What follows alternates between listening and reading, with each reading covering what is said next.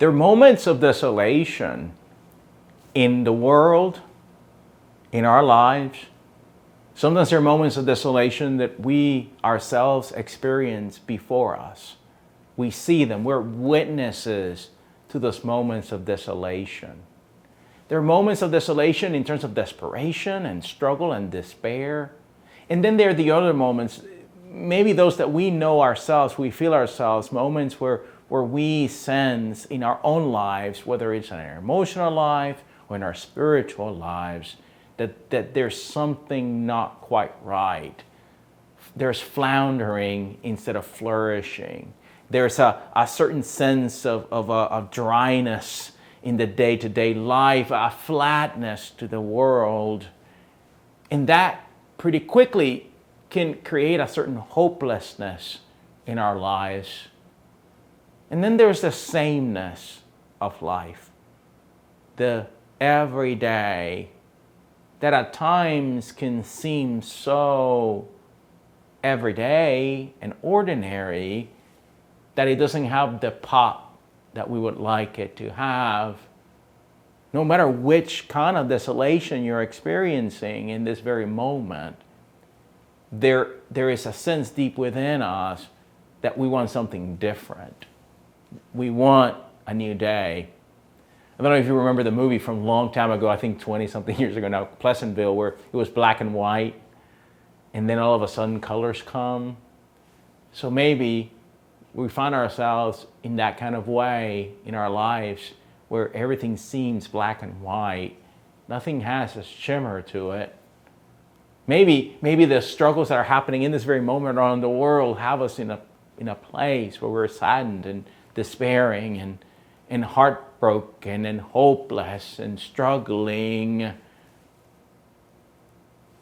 And that's there in that moment is where Pentecost comes.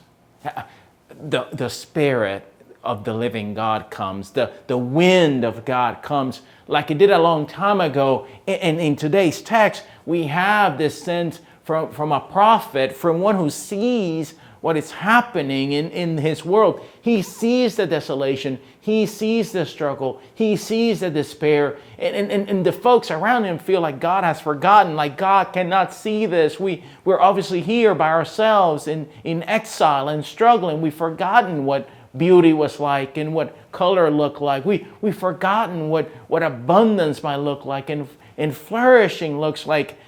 And that can happen to any of us where we literally forget what a good day is. And then here comes the wind of God's Spirit in this vision. That wind comes in and literally gives life to dry bones.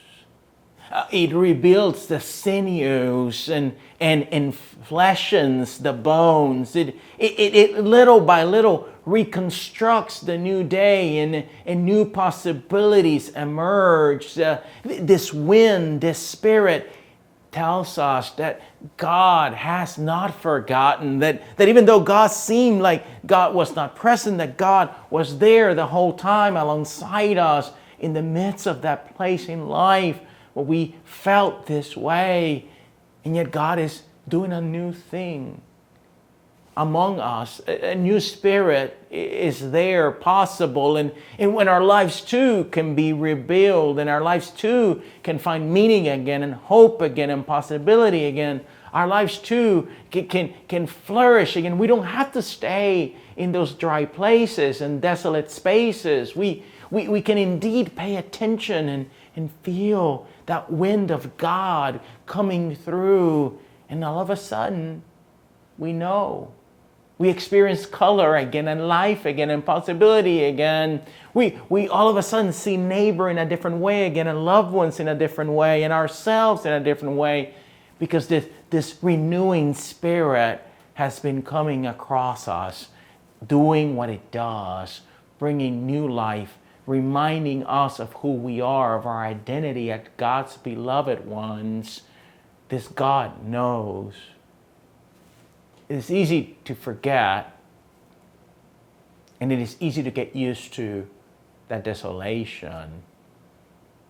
And that wind and that spirit that we celebrate today, it's a bit dangerous. It's a bit hard to control. That spirit does something in us and in the world that often doesn't fit our categories. And but if we wait and hold on tight, then the promise of that spirit will come alive in us. But if you're like me, a bit controlling of things, and if you like things to happen in a particular, this spirit doesn't follow those orders.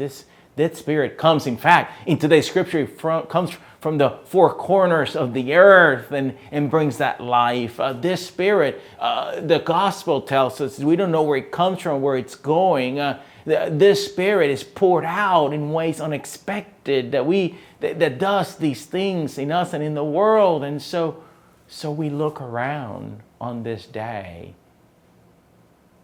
and we know that spirit is at work. This spirit is loose in the world. And are we expectant for that new life to take place? Oh, I don't know what kind of new life you need today, but if you've been in the ho-hum of life, maybe this spirit is just waiting all around you to bring you that new life. Oh, I don't know. I don't know what heartbreak you are experiencing in the world. I know, my heart is broken, but then this spirit comes, bringing the healing and the balm that I need, and giving me the courage to speak on behalf of this God of love and possibility in the world, and forgiveness and reconciliation. I get courage from the Spirit. I don't know where you are, but I have a hunch that in the midst of the despair you're feeling right now, maybe the illness or the grief, that this Spirit is going to come and heal your broken heart and get you to get a sense of a God who's still at work in the world. And then you radiate with that love. You radiate with that potential. You radiate with that flourishing.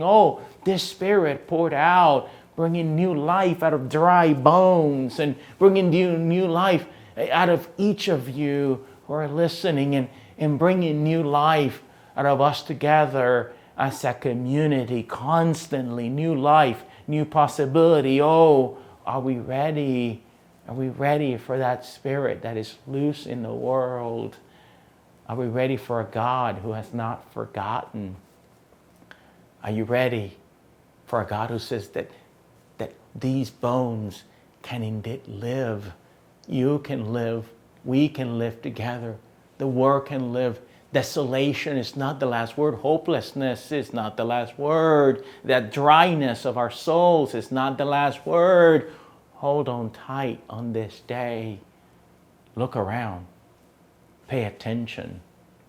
The strong wind of God is here. Can you perceive it?